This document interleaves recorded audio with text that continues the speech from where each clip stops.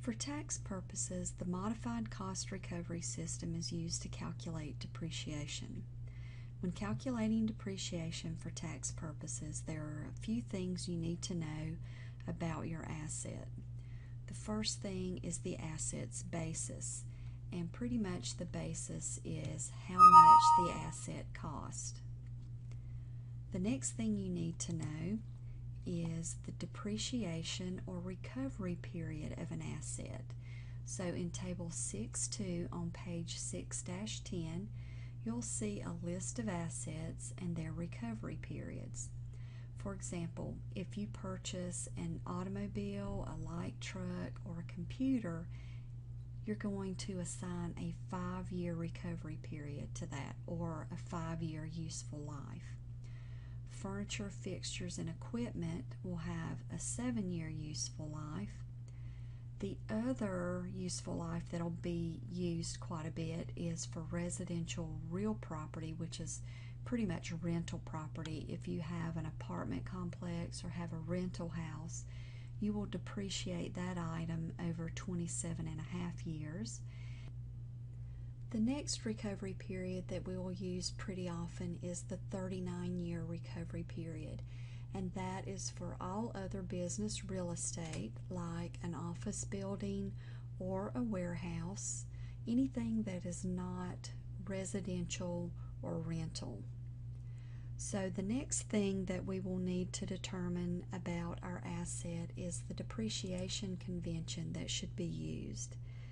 Now these are just assumptions used only for tax depreciation. They assume that you placed your item in service in the middle of the year. In that case, we'd use the half-year convention. In the middle of the quarter, and in that case, we would use the mid-quarter convention, or the middle of the month, which is the mid-month convention.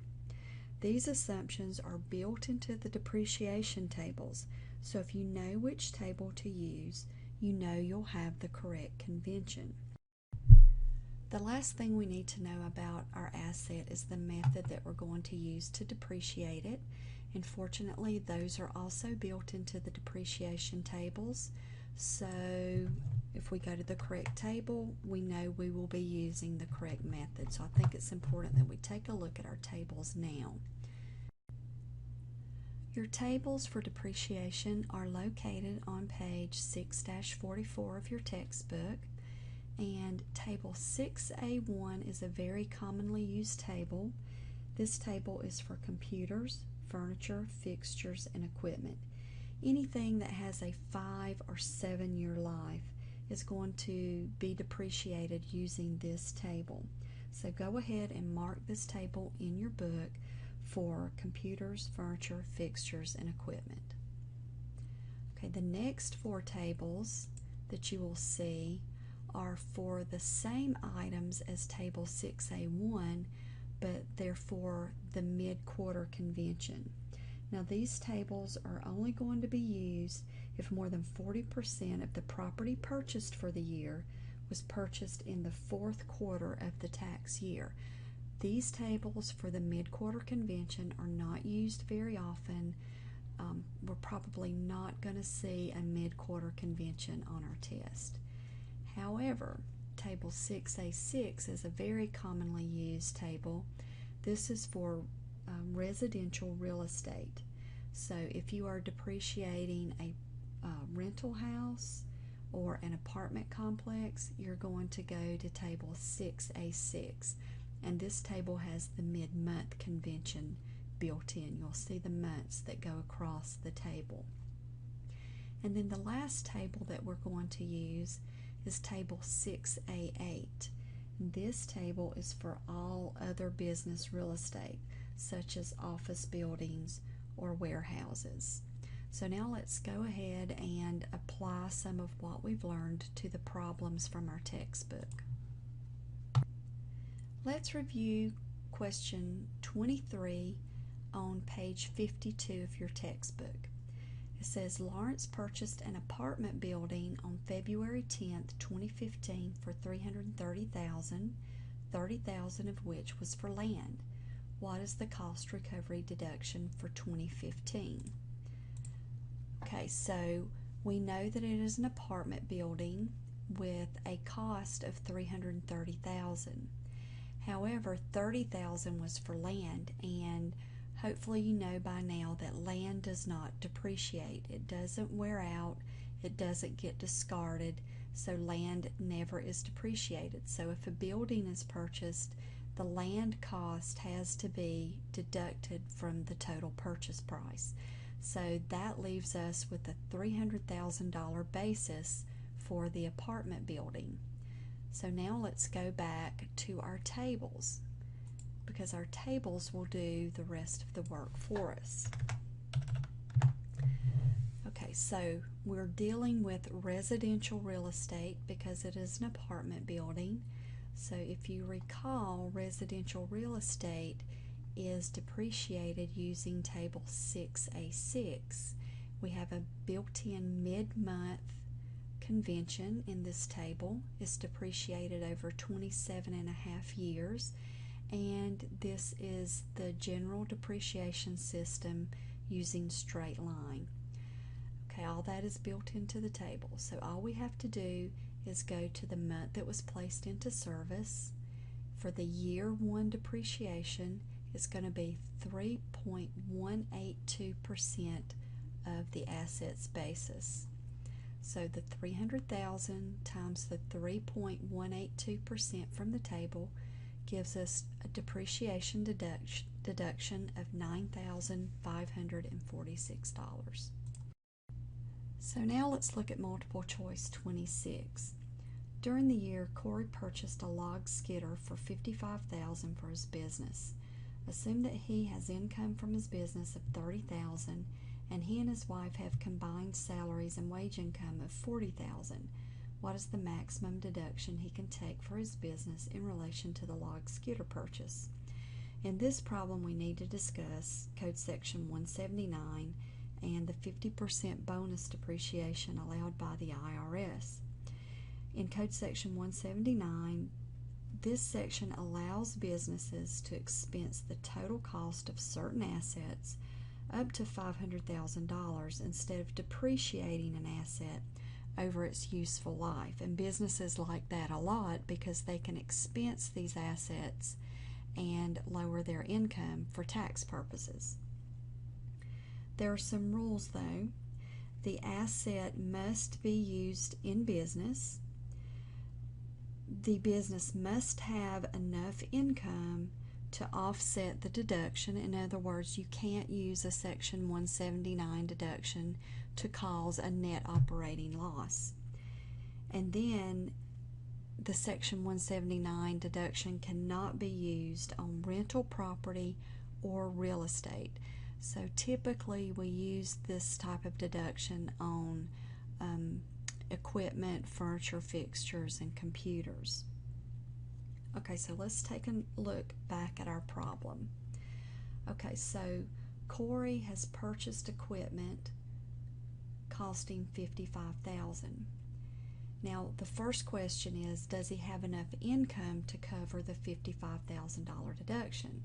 Between he and his wife, yes, they do. They've got a $70,000 income that can offset this $55,000 deduction. So what is the maximum deduction he can take for his business in relation to the log skidder? And the answer is $55,000.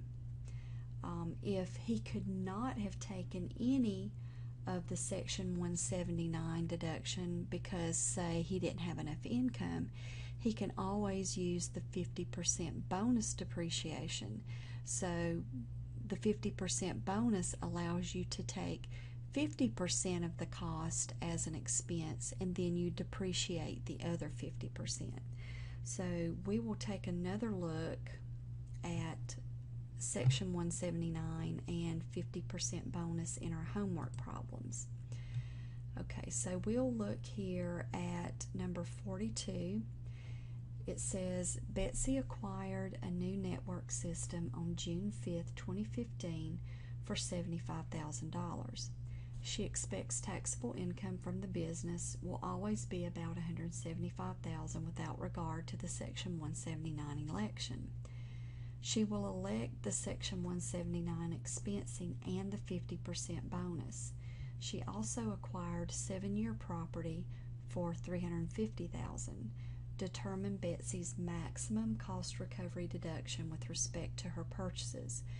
If the problem asks for the maximum cost recovery deduction, you always want to take as much Section 179 deduction as possible, and then as much 50% bonus depreciation as possible, and then go to your depreciation tables for whatever remains of the basis.